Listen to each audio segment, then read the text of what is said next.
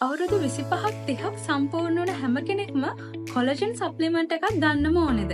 අපිට බැරිද එදිනෙදා කන කෑම බීම වලින් අපේ හමට අවශ්‍ය කොලජන් ලබාගෙන ලස්සනට ඉන්න? අපි අද කතා කරමු ඒ ගැන. මම ඩොක්ටර් හන්සිනි. ඔයාලා හැමෝම ආදරෙන් පිළිගන්නවා මගේ YouTube channel එකට.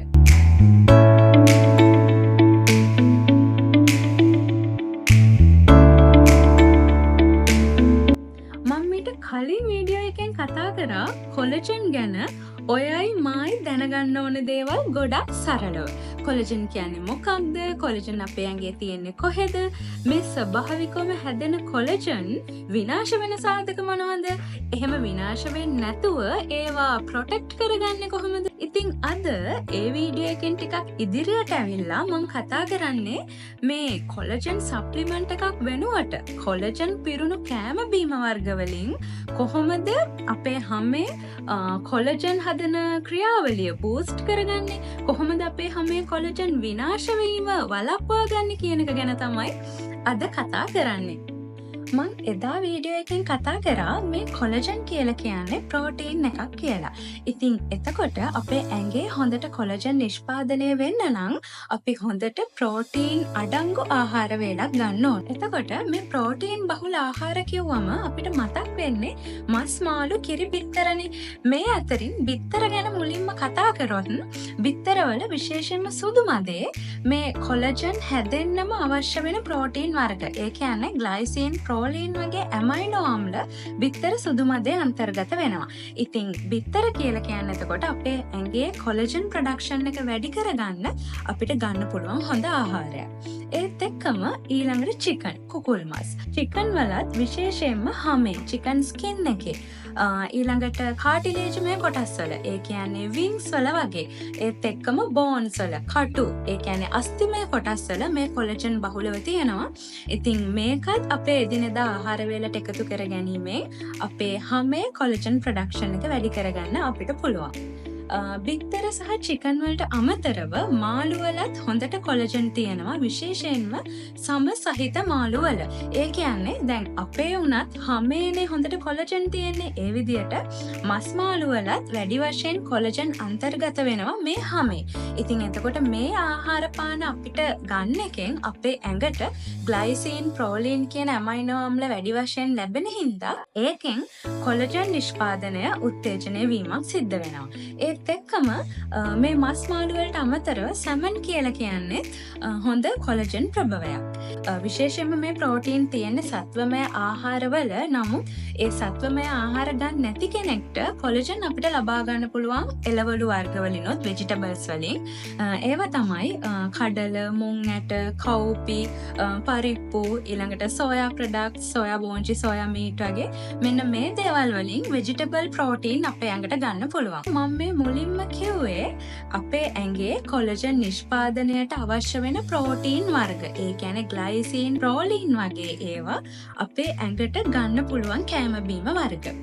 ඊළඟට මම කතා කරන්නේ මේ කොලජන් හැදෙන්න අවශ්‍ය ඇමයිනෝ ආම්ල ඇඟේ තිබුණත් මෙන්න මේ කියන ශුද්‍ර පෝෂක කොටස් අපේ ඇඟේ නැත්තම් ඒ ක්‍රියාවලිය උත්තේජනය වෙන්නේ නැහැ. ඉතින් එතකොට කොලජන් බාහිරින් සප්ලිමන්ට් එකක් විදියට ගන්න කෙනෙක් වුණත් මෙන්න මේ කියන උත්තේජනයට අවශ්‍ය සාධක ටික, මේ ක්‍රියාවලිය උත්තේජනය කරන්න අවශ්‍ය ශුද්‍ර පෝෂක ටික අපේ ඇඟට ලබා ගන්න ඕනේ.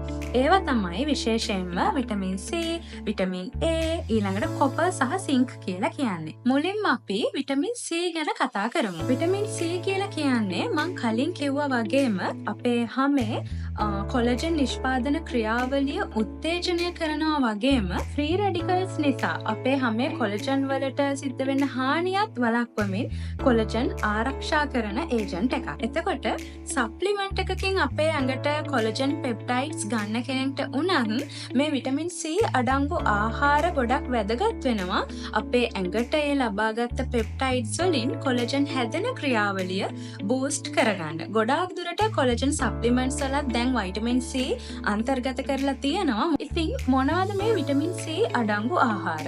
විටමින් C බහුල වශයෙන් විශේෂයෙන්ම තියෙනවා සිට්‍රස් කුලයේ ආහාරවල. ඒ කියන්නේ දෙහි, දොඩම්, හීන්නාරං, වෙරළු, බෙහෙත් නෙල්ලි, අඹරැල්ලා මෙන්න මේ වගේ පළතුරු වල මෙන්න මේ වගේ ඇඹුල් පළතුරු වල විටමින් C අන්තර්ගත වෙනවා. ඒත් එක්කම විශේෂයෙන්ම බෙරීස් වර්ගවල ස්ට්‍රෝබෙරීස්, බ්ලූබෙරීස් මෙන්න මේ වගේ දේවල් වල හොඳට වයිටමින් C තියෙනවා. ඉතින් ස්ට්‍රෝබෙරි වගේ අපේ වගේ රටක අඩු හින්දා අපිට ඒ වෙනුවට ලොවි, මාදම්, උගුරැස්ස මෙන්න මේ වගේ පළතුරු වලක් තියෙන්නේ වයිටමින් C සහ හොඳට ඇන්ටි ඔක්සිඩන්ට්ස් බහුල පළතුරු වර්ග තමයි මේවා. ඉතින් විටමින් C ලබා ගන්න මෙන්න මේ වගේ එළවලු පළතුරු අපිට අපේ ආහාර වේලට එකතු කරගන්න පුළුවන්.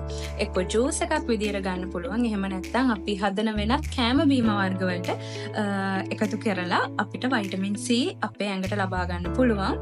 ඒකෙන් අපේ කොලජන් නිෂ්පාදනය වැඩි කරගන්න, බූස්ට් කරගන්න අපිට පුළුවන්. ඊළඟට විටමින් A. විටමින් A කියලා කියන්නේ අපේ හැමේ කොලජන් නිෂ්පාදනය බූස්ට් කරන ශුද්ධ පෝෂක වර්ගයක්. ඉතින් විටමින් A අන්තර්ගත වෙලා තියෙන්නේ කහපාට එළවලු පළතුරු වල, විශේෂයෙන්ම කැරට්, වට්ටක්ක, බතල වගේ එළවලු වල හොඳට විටමින් A තියෙනවා. ඉතින් විටමින් A අපේ කොලජන් නිෂ්පාදනය බූස්ට් කරන්න ගොඩක් වැදගත් වෙනවා. ඊළඟට මේ කොලජන් නිෂ්පාදන ක්‍රියාවලිය උත්තේජනය කරන ශුද්ධ පෝෂක වර්ගයක් තමයි මේ කොපර් සහ සින්ක් කියලා කියන්නේ.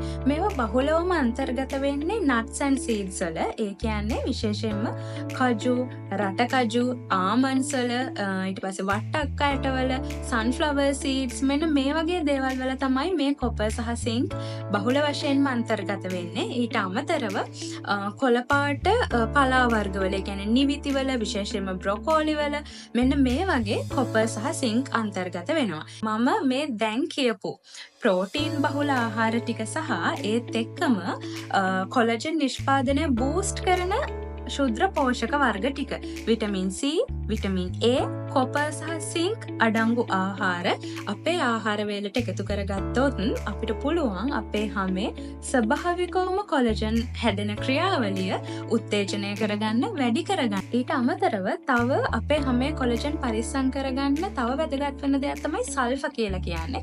ඉතින් සල්ෆර් අඩංගු වෙන අපි නිතරම කන කෑම වර්ගය තමයි ගාලික්, සුදු ලුණු කියලා කියන්නේ. එතකොට මීට අමතරව ඔමේගා 3 අඩංගු ආහාර, සැමන්, ටූනා, ඊළඟට මැකරල් වගේ මාළු වර්ගවල මේ ඔමේගා 3 අන්තර්ගත වෙනවා. ඒත් එක්කම chia seeds සහ flax seeds වලත් ඔමේගා 3 අන්තර්ගත වෙනවා. දැන් ගොඩාක් අය ඔමේගා 3 සප්ලිමන්ට්ස් විදියට ගන්නවා. මොකද ඒකත් ලොකු සාධකයක් වෙනවා අපේ හැම ලස්සනට රැලි වැටෙන්නේ නැති විදියට හොඳට කොලජන් ප්‍රොඩක්ෂන් එක වැඩි කරගෙන හොඳ තරුණ හැමක් ලබා ගන්න මේ ඔමේගා 3 ගොඩක් වැදගත් වෙනවා.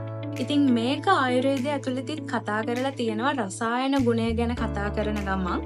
ඉතින් ඒ රසායන ගුණ තියෙන ආහාර වර්ග තමයි විශේෂයෙන්ම බෙහෙත් නෙල්ලි කියලා කියන්නේ. ඒ වගේම අමුක්කරාල චූර්ණය, ඊළඟට රසකින්ද, එළඟි තෙල් මෙන්න මේ වගේ දේවලුත් කෑම බීම වර්ග වලට එකතු කරගන්න එකෙන් අපිට අපේ හැමේ තරුණ බව රැක ගන්න, තරුණ පිරිපුන් හැමක් ලබා ගන්න පුළුවන්. ඉතින් මේ විදිහේ ආහාර පාන අපේ දිනදා ඩයට් එකට අපි ඉන්ක්ලූඩ් කරගන්නවා නම් අපිට පුළුවන් අපේ හැමේ කොලජන් හැදෙන ප්‍රතිශතය වැඩි කරගන්න, කොලජන් විනාශ වෙන එක වළක්ව ගන්න සහ ඒකෙන් හොඳ තරුණ පෙනුමක් දීර්ඝ කාලීනව රඳවා ගන්න. ඒ වගේම මම මේ කියපු සාධක ටික වැදගත් වෙනවා කොලජන් සප්ලිමන්ට් එකක් ගන්න කෙනෙක්ට වුණත්. සප්ලිමන්ට් එකෙන් අපි ලබා ගන්න කොලජන් පෙප්ටයිඩ්ස් වලින් අපේ ඇඟේ කොලජන් හැදෙන ක්‍රියාවලිය උත්තේජනය කරන්න නම් අපි මේ කිව්ව ශුද්ධ පෝෂක කොටස් අපි ශරීරයට ලබා ගන්න ඕනේ. ඉතින් එහෙනම් ආයෙත් දවසක මේ වගේ වීඩියෝ එකකින් හම්බෙමු. ඔයාලා හැමෝටම සුබ දවසක්.